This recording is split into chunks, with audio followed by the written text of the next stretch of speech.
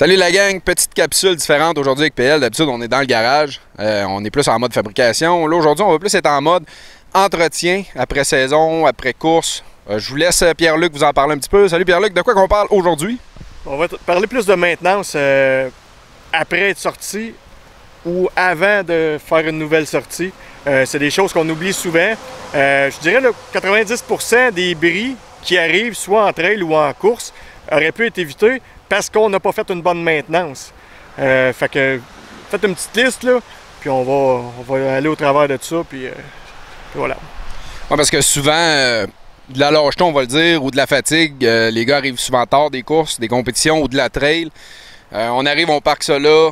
Souvent, ça arrête, puis on touche plus à ça avec un autre petit bout. Puis ça peut arriver qu'on étire ça jusqu'à la prochaine course en se disant ouais, ça a bien été le dernier coup.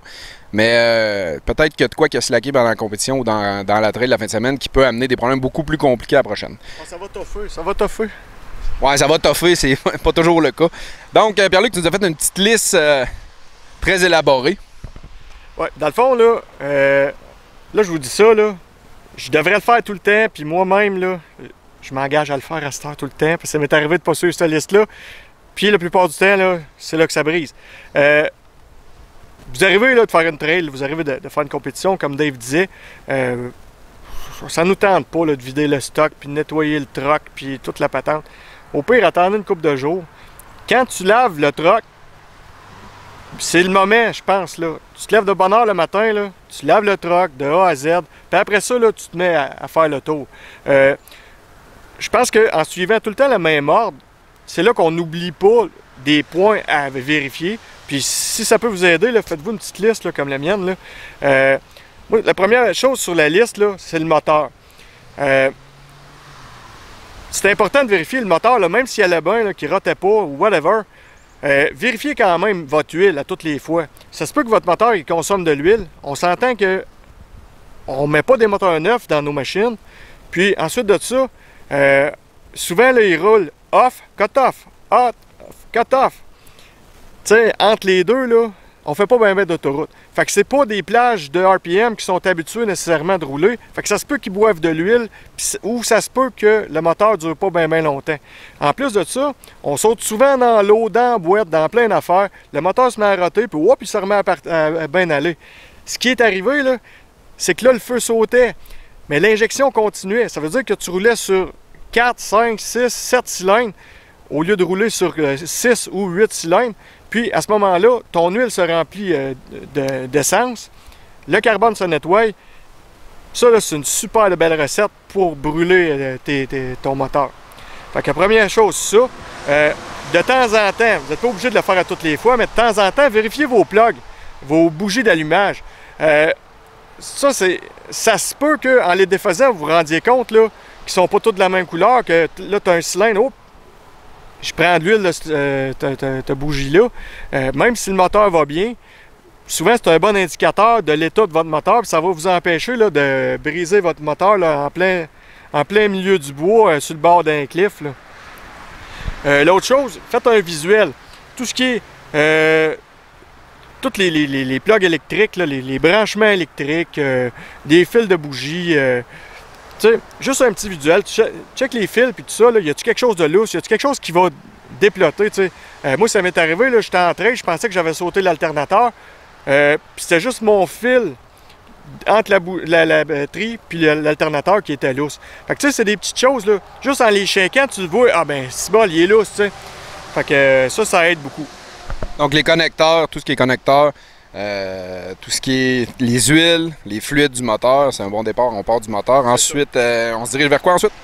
Bien, quelque chose, là, un problème qui arrive souvent là, sur nos bébelles, là, c'est les driving shafts, les joints, ces choses-là.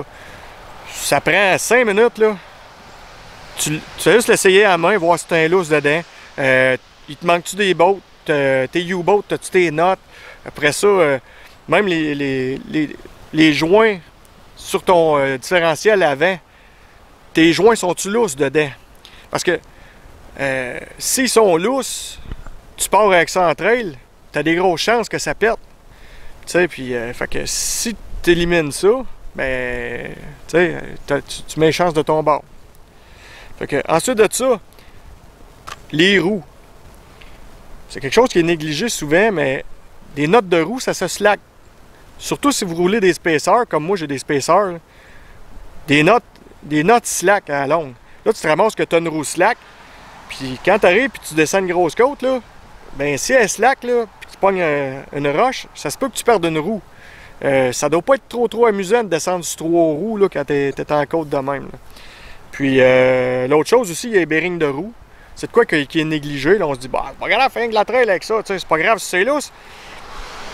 Ça aussi, ça peut lâcher. Puis un hop de roue qui arrache, là, c'est vraiment pas chic. Là. Fait que juste de vérifier ça. Puis tu sais, de temps en temps, peut-être pas toutes les fois, mais tu sais, c'est pas compliqué. Là, tu pognes ta roue, là, puis tu fais que la shaker un peu, puis tu dis, oups, j'ai un lousse là, tu sais, on va investiguer. Fait que ça va à peine de faire ça.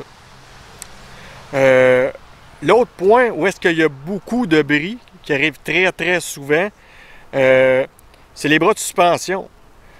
Fait que vos rodennes, vos Johnny Joint, vos bushings de rubber, vos whatever, juste des sondés à la main, c'est pas vraiment compliqué, là. Tu te penches en dessous, là, puis tu checkes tes bras. De voir, j'ai-tu une botte de lousse? J'ai-tu un joint qui est lousse? Parce que souvent, si le joint est lousse, là, il va tout le temps taper comme ça, il vient qui je peux me demander, là, habituellement, il casse jamais dans ta cour. Il va casser à 1 km de la civilisation, loin dans le bois. Avant-dernier point, la direction.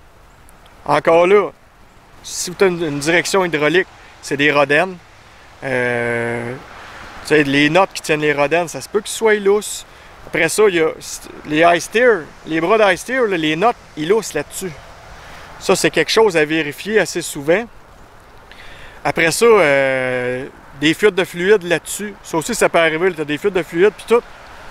À un moment donné, ben, aussi les hoses hydrauliques, ça frotte, elle est rendue sur le fer, ça se peut qu'elle éclate. Si ça éclate dans le bois, direction hydraulique, tu n'as plus de direction. Ensuite de ça, si tu es une direction stock ou hydro-assist, encore là, il y a la partie hydraulique à vérifier, mais tu sais, il y a toutes les tailles rodennes, c'est-tu lousse, mes bras sont-tu croches, tu sais. Juste, c'est pas vraiment long à faire, là. Je pense que c'est pas plus long que moi de vous le rappeler, là. Mais c'est juste de vérifier. Je pense que ça va faire toute la différence dans votre expérience dans le bois la prochaine fois que vous allez sortir. Puis, le dernier point sur ma liste, les huiles. Vous n'êtes pas obligé de le vérifier à toutes les fois nécessairement, mais c'est une bonne idée de checker de temps en temps. Parce que, comme je disais tantôt, on pile dans l'eau, on pile dans la boîte, on frappe des cailloux, là. Souvent, c'est des gros cailloux avec nos différentiels, avec la panne de la transmission, avec plein de choses, le transfer case. J'ai vu des différentiels là, remplis de boîtes là, jusqu'aux ventes, là, parce que l'eau puis la boîte rentrait dedans, puis ça fait une grosse merde. Puis la boîte, là, ça use les bearings, ça use les gears, ça use tout. Fait que quand tu reviens, vérifie ton huile, fais juste déboucher le bouchon de remplissage, puis vérifie. Si c'est de la melasse, mais là, tu en profites pour la changer, puis tu vas t'éviter des bris plus loin. Encore là aussi, la transmission, ça se peut que tu aies une fuite d'huile entre ta transmission et ton transfer case que tu ne vois pas parce que ça frise partout, mais que, oh, puis il te manque une pince dans ta transmission automatique. Tu vas partir, tu vas monter une côte, toute l'huile en arrière, ça vient de virer de sourd, oublie ça, ta transmission est finie, là. Là, ça avance plus pas en tout. Fait que, tu sais, juste une pinte à 5$ au dépanneur, puis t'aurais été sauvé. Fait que c'est important de vérifier ça. Fait que ça complète pas mal ma super petite liste. La checklist qu'on a parlé avec PL, lui, il a fait sa checklist à lui. Bien sûr, vous pouvez faire la vôtre. Vous pouvez rajouter des points, vous pouvez en enlever. C'est à votre discrétion. Bien sûr, c'est des suggestions qu'on fait. Petit truc pour les bottes que j'aime bien. Moi, j'aime bien marquer ma botte avec une fois qu'elle est serrée, au Sharpie, marqué où ce qu'elle est, avec la ligne d'alignement sur le frame ou peu importe où ce qui est vissé votre note. C'est facile au coup d'œil de voir tout de suite si vos lignes sont pas alignées, s'il y a eu un petit lousse qui s'est créé. Donc, comme disait PL, écoutez, on parle d'un check-up de 30 minutes puis qui peut vous sauver un moteur, des fois une transmission, des problèmes beaucoup plus chers. Un lousse, vous savez c'est quoi ça fait. Si, à un moment donné en sentier, vous êtes obligé de snapper, le lousse va faire des dommages probablement irréversibles parfois. Donc, c'est une toute petite capsule. C'est des conseils, c'est pas une façon de faire qu'on oblige ou qu'on vous dicte, Mais prenez-les, prenez ce que vous avez à apprendre là-dessus, la gang, puis comme ça, vous allez avoir une meilleure durée de vie de votre véhicule. Donc, ça conclut notre petite chronique capsule, petit conseil d'entretien. On se revoit prochainement dans une chronique. Je pense que le prochain coup, on s'en va dans le garage avec PL pour faire d'autres petites chroniques fabrication. Fait qu'on se revoit prochainement, la gang.